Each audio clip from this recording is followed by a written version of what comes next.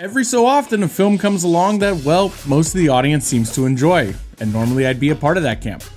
Unfortunately, that's not the case today. There's no amount of honey that can save the Beekeeper, even if it's all over my legs. Come on, guys, wait up! Oh, dang, I got honey all over my legs. Good God, I'm lame. All right, let's get into it.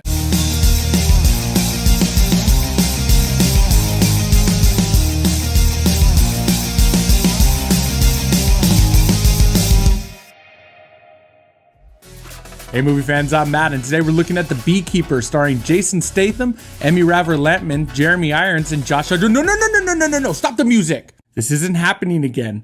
I've played into the meme, and my algorithm has heard me, and it's nothing but he who shall not be named. I refuse to be part of the system any longer.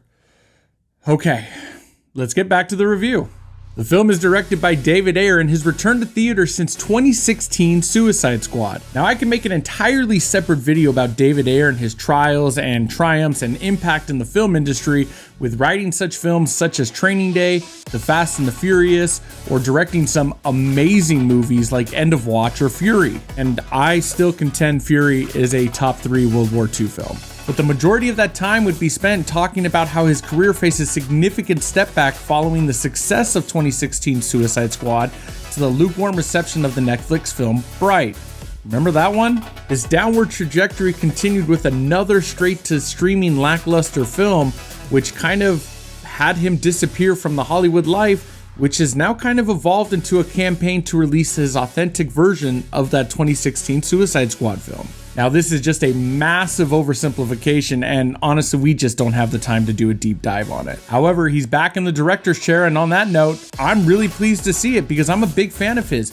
And on the surface, this seemed kind of like a get-right film for him. You know, something to get him back into the saddle and back into the spotlight. Unfortunately, it had to be this film. Now, The Beekeeper centers around one man's brutal campaign for vengeance, and his vengeance takes on national stakes after he is revealed to be a former operative for a powerful organization known as Beekeepers. Now, what's great about it is his revenge tour kicks off seeking justice against scammers, something I think that we can all universally get behind. Now, in terms of the acting in this film, it is serviceable. Jason Statham is Jason Statham. It's not rocket science, and you know exactly what you're going to get here. Emmy Raver-Lampman, most notably from the Umbrella Academy, plays Verona Parker, and in no way is this a shot against her, but her character in this movie is absolutely wild. She's an alcoholic FBI agent who apparently doesn't care about authority at times or a dress code because every day is casual Friday with her, and her partner for that matter. It just makes me laugh because in the trailer she confronts Jason Statham and is like, we have laws for this, but yet throughout the whole film she just does not care about individual civil liberties. It's hilarious, but I digress. In terms of acting, there's not really much to dive into except he who shall not be named. Now, he takes on a significantly different role than he's probably ever played before, and honestly, I had so much fun watching him on screen. His role is basically if Hunter Biden and Donald Trump Jr. had a baby and it just naturally created Josh Hutcherson.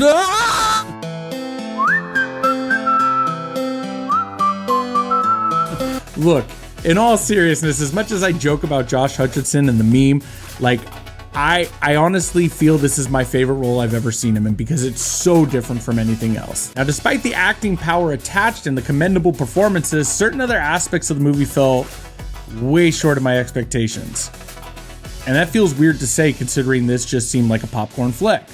The action sequences, while not entirely lackluster, carry a sense of mundanity. Boy, look at the big brain words on me. There are a few moments of, oh, that was cool.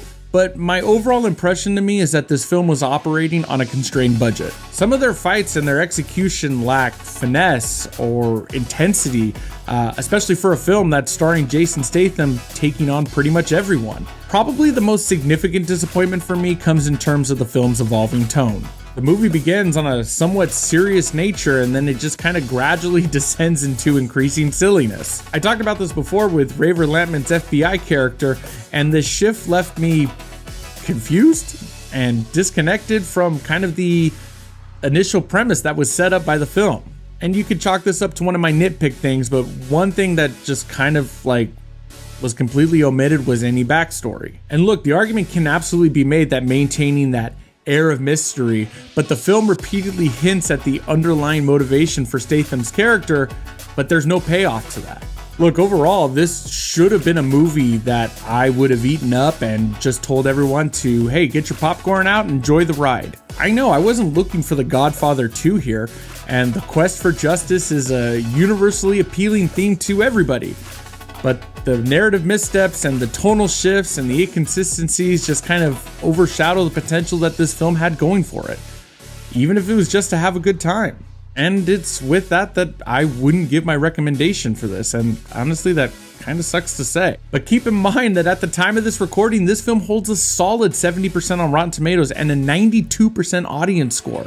So maybe I'm just crazy. As always, I encourage you to watch the film and form your own opinion though. Let me know your thoughts about it down in the comments below and have your voices heard. Also, if you enjoyed this review, please like this video and subscribe to my channel to get a new movie review from me every week. Next time, the ever-struggling MCU lines up a powerhouse trio of female baddies with the Marvels. Now, my bar is set pretty low for this, and it was only in my theaters for about 3 weeks, so we'll see what's going on there and what nonsense the MCU is up to these days. Thanks again for watching, and I'll see you guys at the movies.